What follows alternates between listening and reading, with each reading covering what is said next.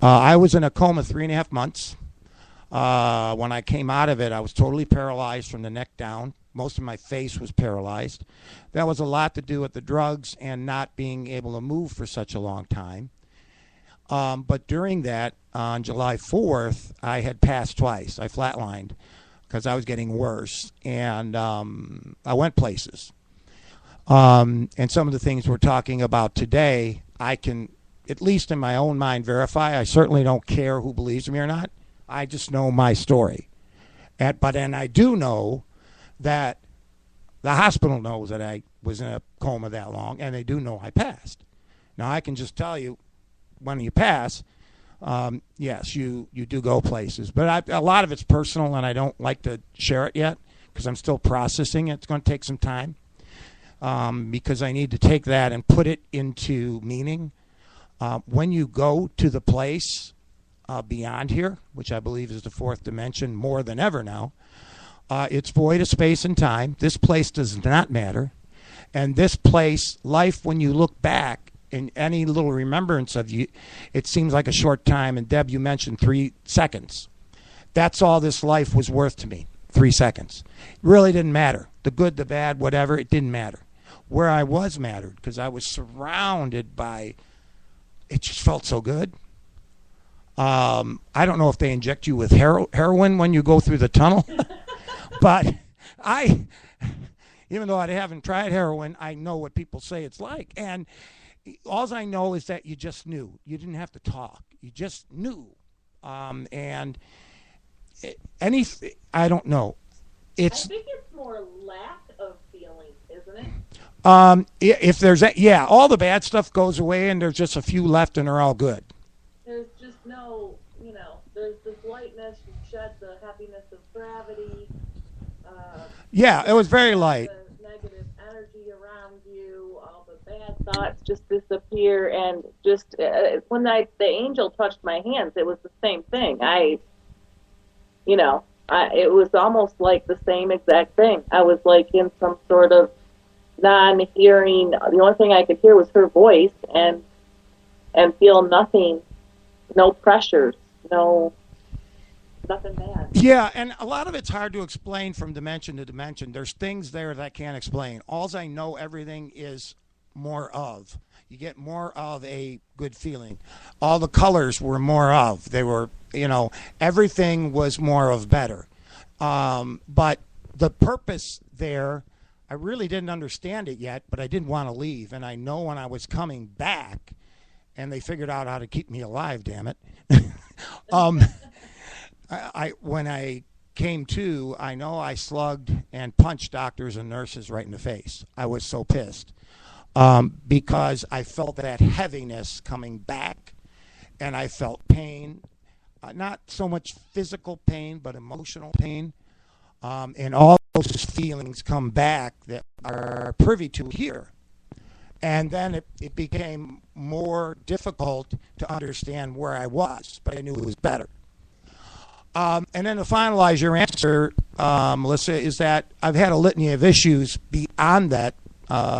When I got out of the hospital, I was able to get all my faculties back. I do walk today, and they gave me a choice. There's the wheelchairs downstairs. You can join that group, or you can work and try to get yourself moving again. And I worked my ass off for 2 months in physical therapy. And then when they dropped me back off in the room when I was done and sweating, I worked in the room myself, trying to keep moving and forcing myself. And it all came back. And I'm glad I did it. But, things happen to me now since ours. It blew out my immune system, and I get it restored every month. I have to sit all day at the cancer center where I'm like on an IV drip, and it restores me. And then afterwards, I feel a little ill, from it, but I'm okay. And the other thing is that during that time, things can happen to me. I had pneumonia just 3 weeks ago that hospitalized me again. So they only put in 50,000 different people who have donated in this one bag, and I do know it's 10,000 a bag, and thank God for insurance. Otherwise, I'd be in serious trouble. I would have to take on life with very little immunity to it. So I get that done, but things still happen. So every time they do a test on me, they go, uh-oh, we got to do a follow-up because we see something. Yeah, I waited all this last weekend waiting for the answer. And I knew it came in because on my Spectrum you can log in and check. But my file is so big, it won't pull it in. It blows the system up every time. Well, it is. I mean, it's about, paper-wise, it's about 1.5 feet thick of that stay. And I know my stay was well over $1 million in the ICU. Thank God for insurance. Well, yeah, trying to keep the old boy alive. And those things come, and I put them on. I write about them because it gives them less power in my head. Otherwise, if I kept those feelings inside of me about, okay, they did a ultrasound. Now I got these bulbous things in my thyroid. What the hell? If it's cancer, did it spread throughout my body? Because I can catch it easier now. And I'm thinking about it all weekend. And and it's not, it's not a cool look when you got that on your mind. Well, Jennifer says she's extremely happy that you're okay. She said that's great for David. And Dana and Jennifer both agree with while Jennifer said her mother took a year to tell me that she was okay. And Dana C said that it took her mom about a year to say the same. And they're very happy that we touched on the subject of why it seems spirits come in contact or are within 100-year range. Yeah, because we talk about the real stuff. Most other teams just talk about, the last investigation. Yahoo! We had this happen, and okay, let's go to the next one. We collect the data, and with that data, we genuinely reflect what we know and continue to learn into our new questioning. We develop new questions based on as much as we've learned so far. And we had one. I was having a dialogue on an SB7. Wonderful one in Belding, Michigan, and had asked the spirit, "Do you see me?" And it had said, "Yes," clear as a bell. And then I said, "Well, how do you see us?" And it said, "Same as you were." And through other questioning, I found out that they look at us in blocks of 3-dimensional time limits. I think I will post the 3D, 4D separation, membrane separation on my page in 4th dimension. If you're not in 4th dimension on Facebook, ask to join. There's a wonderful video on it. It's cartoons, which is great because I love cartoons. And it shows how a 4D entity can go back and forth in time and view you. So if they want to view you in the current, you've already done in that millisecond what you've done, and it gets to spirit a millisecond later maybe, or a second later. I don't know what the dynamic is, but they see us just right after we did it. So it's same as you were. And that answered that question. So, but they do see us very, very clearly. I said, "Can you see through me?" I asked these questions.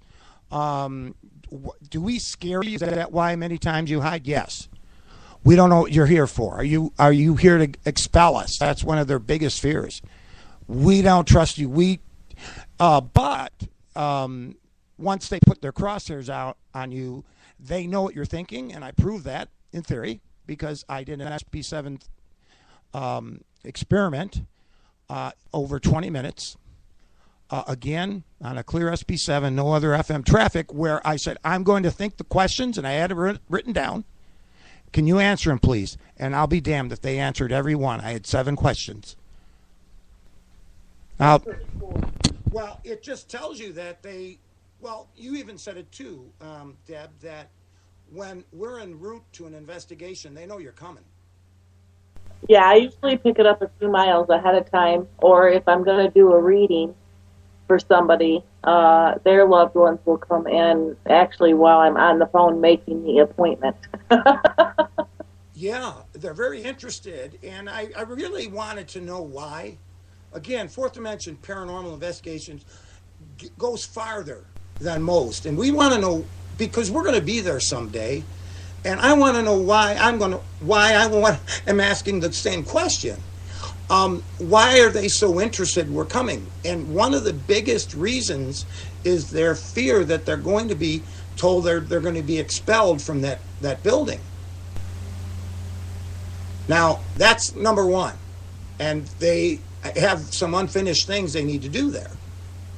Now, flipping gears here a bit, Bobby Mackeys is on our radar. Can I say anything more? Oh, yeah, it's on our radar. Are you okay? All right, I could say more. You stop me if I need to It's stop. on our radar. Okay. I'm looking forward to it. All right, It's definitely the something team is going, and But there's some work I need to do with you first. there is some work that you have to do with me. And during when I used to investigate a lot of the past ones, sometimes David wasn't a good boy and cleansed himself afterwards, and I had some things attached, and they were really making me a bad person around the house and at home. I really was getting bad. But thank God, you come into my life, Deb, and you saw it right away. We first met. You said, before we do anything, you got some evil, boy. And I said, what? I said, that's why I can't get along with you fucking mediums. You right out of the box, you say something bad about me. But they all ran away, and I stayed in the house. Yeah, you are. I love you for it. But because you know the real me and the good and bad of me. And I told you that in the first meeting. And Right. You said, all right, I accept you. And you also, we found out today that there are people that I have never met that say they have met me. And they have stories about me. And there's people, so what? So what? That's okay. I have a stalker, too. So yeah, I've got one on the other show. Yeah, she's from Indiana. I'll talk about it again. But, yep. I just never tell you. What do they say? Any publicity is good publicity or something like that? Well, I'm going to say it like it is. She said, unless you perform coitus, I ain't going away. So there I am looking up coitus. What does that mean? I didn't know at first. I had forgotten. I thought it was like plant flowers or something. Anyway, we have Bobby Mackeys on our radar. We've been asked to come down there and send a team to do a full-bore investigation. Which I had a dream and vision about. Just before we met, I had a vision right when I woke up that I needed to go to Bobby Mackeys. You told me that. You told me that even before I got the call from Mackeys. Yeah, well, that was at least a month before. Yes, I remember that. Yeah, and then we connected, and I was like, I really have this thing where I had this vision. I need to go to Bobby Mackeys, and you said, well, I can hook that up. So there's a reason for everything. And there is. And I don't tell you any history of it, and you're not allowed to look it up. And I trust you don't, because I will know that you've looked it up, because if you're too good on it, then I know you looked it up. But all I'm going to say, there's a history there, and that's all I'm going to say about it. And let's talk about prior to an investigation and what... there's teams out there, again, talking about how they prepare and they got best practices. Be careful.